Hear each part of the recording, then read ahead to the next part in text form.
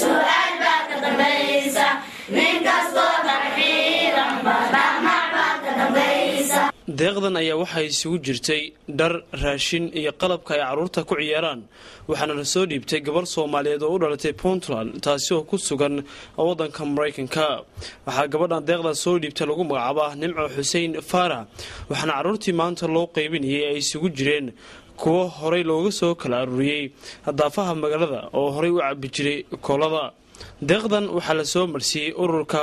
Puntland Generation for Peace oo ka howlgala meelo badan oo kamid ah Puntland isla markaasna qaabilsan waxa qabashada caruurta ku tabaalaysan meelo kamid ah gobolka munaasabad maanta caruurtan dharka lagu qaybinayay qalabkii kala duwanaa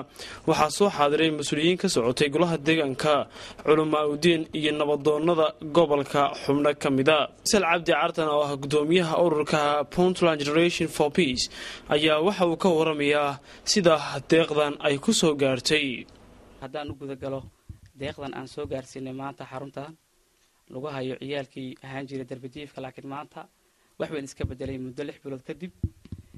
haddaan yara xuso Generation for Peace ma aha markii ugu horeysay deeq noocan uu bixiyo waxaa ka horeysay 2 deeq mid waxay ahayd 2 biri ka hor aan ugu qaybinay isla dawladda hoose shalay midaraad 48 ciyaal oo dadka soo barakacayaasha ah tii ka horeysan waxay isla xaruntan aan joogno ciyaalka jooga intaan la soo xareen ayaan waxaan deeq ku siinay gobolka dhar iyo dhar isugu jira isku joog ah halkaas oo ahayd bilowgii ugu horeeyay aan ku iftiiminay in dadkan ay u baahan yihiin wax loo qabto walaalahayga gacanta ku hayaan aad baan ugu mahadinayaa sida wanaagsan u hayay muddada 6 bilood ah annaga haddaan nahay Generation for Peace aan waxaan diyaar u nahay mar walba inaan sidaan oo kale uga qayb qaadano u gargaaridda ciyaalka u gargaaridda dhalaanka Soomaaliyeed sababta oo mustaqbalkii bari dhamaan iyaga ayaa waxay noqonayaan bari hoggaanka dalka sida la adliyeed waxa la weeyay waa in la badbaadiyaa jiilka si uu noqdo kuwa bari dalka dhan anfaca deeqda tan waxa ugu deeqay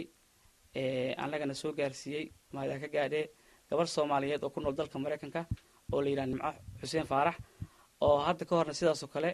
gobolka ugu qaybisay ayaa markii labaad haddana waxay garatay inay ka soo aruuriso dad kale iyadoo kaashatay ummado kale oo la jooga dalka ay ku nooshaan Mareykanka haddana ay ku rajaweyn tahay inta in ka badan oo wax tara inay soo gaarsiiso waxa kale oo meesha ka hadlay Maxamed Jaamac oo ah ninka soo aruuriyay caruurtan oo horey ugu dhibaataysanaa gudaha magaalada Boosaaso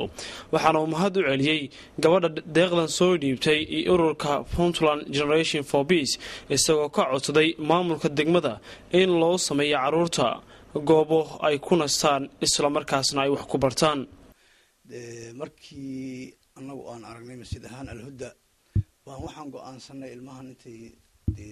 lumi lahaayeen iyo kuwa yar magaalada noo jooga ay si lumi lahaayeen maalinba waxa ku soo darsami jiray midba midku saaxiibka leeyahay uu keeni jiray koolada bari jiray saasi ku tir badan jireen sababtaas anagu waxa way Ilaahay noo diray waan soo aruurinay halkan aanu keenay Ilaahay waa nagu guuleeyo ummadda muslimiinta iyo dadkaas Boosaaso ku nool ayaa heerka gaarsiiyay culamo dadka ganacsadayaasha oo shirkadaha haysta kuwa gabdha ama wiilal ah oo dibadda jiro inta waa laga qayb qaatay marka maantana waa aragtaa muuqaalkii ay marayaan waxay noqdeen niman quraanka Ilaahay yaqaan oo kalaamkii fahansan qaar ba ayagoo aan gudnayn xataa halkan la keenay aan ku gudnay qaar baa dhalooyin madaxa kaga jeexnayeen oo halkan ku daaweynay marka muuqaalka maanta niga waxay halkaasna waa u jeedaan wax weeye waa masiir kibri soo kici lahaa wadanka qabsan lahaa haddaan si deynana waxay ku cilaayeen wadda oo maanta wadada xun ay ku taagnaayeen oo ahayd jidka xumaa oo sheedaanka bay sarnaan lahaayeen oo waxa wadanka burburinaya ka mid noqon lahaayeen laakiin maanta waa hagaagsan yihiin wajigaas iyo quruxdaas Ilaahay siiyay waxaana barnay tawxiidkii iyo wadadii Rabbi iyo ummadooda muslimiinta iyo Soomaalinimada iyo wixii oo dhan aan fahansinay jiilka bari wax qabsan lahaa ama ay lagu xisaabtami lahaa way maanta dhammaan mas'uuliyiintii kala duwan ee ka soo qayb galay munaasabadii maanta caruurta dharka lagu gudoonsiinayay ayaa waxa ay codsanayeen in la balaariyo waxqabadka caruurta daadooda aadka u yar tahay ee ku xareysan goobtaasi sidaa darteed walow aanay helin xuquuqdii dhalaan oo dhammaystiran haddana waxaan leenahay ilaa hadda way ku wanaagsan yihiin halka ay marayaan intii isku dayday ee garatay barnaamijkan ee soo abaabushay oo qaybna hadda ay nala joogaan sida nabadoonnada qaybna ay naga maqan yihiin ururka kalkaal magacayga magaciinaba waxaan ugu soo jeedinayaa mahad aad iyo aad runtii u ballaaran waxaan kaloo halkan ka xusayaa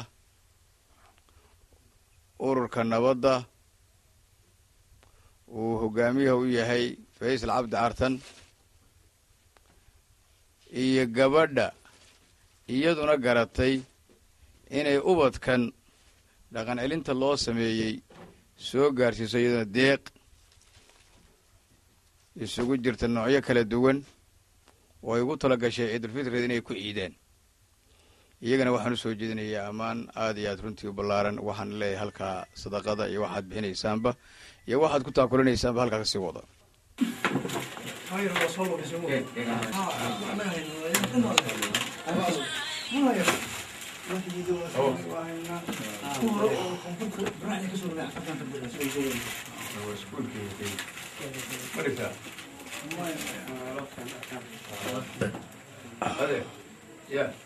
horta marka koowaad aniga marka magaaladan joogo wax xun ayaan ku dhaqami jiray koolada ayaan cabi jiray hataa markaan baasha ciyaalaha way dili jireen way xoogi jireen laas hadda meeshaan waxayaa magaalada naga soo kaxiyey maxamed jaamac iyo macalimiintiina oo ka mid ah ibraahim saalax iyo macalinkiina iyo saalim macalinkiina macalin maxamed deeq anagoo magaalada iska joogna ayagaa naga soo kaxeeyeen waxbarashada ay ugu dadaaliyeen waxbarashada aad iyo aad ay u fiican tahay anagoo ilaahay aan aqaanin salaad aan aqaanin ayna bareen salaada waxa lagu tugta ayna bareen ilaahay sida loo caabudo ayna bareen dadka meesha xun naga soo kaxeeyey ilaahay ayakana ka awaal mariyo ilaahay janaha ugu bedelo ilaahay anagana wax xun ilaahay naga sii hanuuniyo siday dadkan ilaahay khayra ka sii ayakane anagoo wax xun ku jira ayay naga soo saareen ilaahay jannada ugu bedelo caruurtii maanta dharka loo qaybiyey waxaa ka mid ahaa axmed jaamac maxamed oo ah wiil aada u dacyar islamarkaasna soo lumay oo ay gacanta ku dhigeen mas-uuliyiinta gacanta ku haysa caruurtaasi waxaana ay dalbadeen in ciddii garanaysa cunugan ay la soo xiriiraan mas-uuliyiinta xarunta kalkaal oo muddo 6 bilood ah gacanta ku hayay caruur siyaabo kala duwan looga soo arooriyey gobolka qaybihiisa kala duwan puntland generation for peace ayaa horey waxa wax uga qabtay dhibaatooyin badan oo ay qabeen caruurta qaar ee ku sugan gobolka waxaana caruurtii maanta loo qaybiyey deeqdan ay ahaayeen kuwo horey dhibaatooyin kala duwan ugala kulmi jiray magaalada maadaama aysan horey u haysan hoy ay ku nastaan iyo waxbarasho waxaase isbeddel uu ku dhacay kadib markii gacanta ay ku dhigeen dad muslimiina faysal maxamed xasan ETN TV Boosaaso.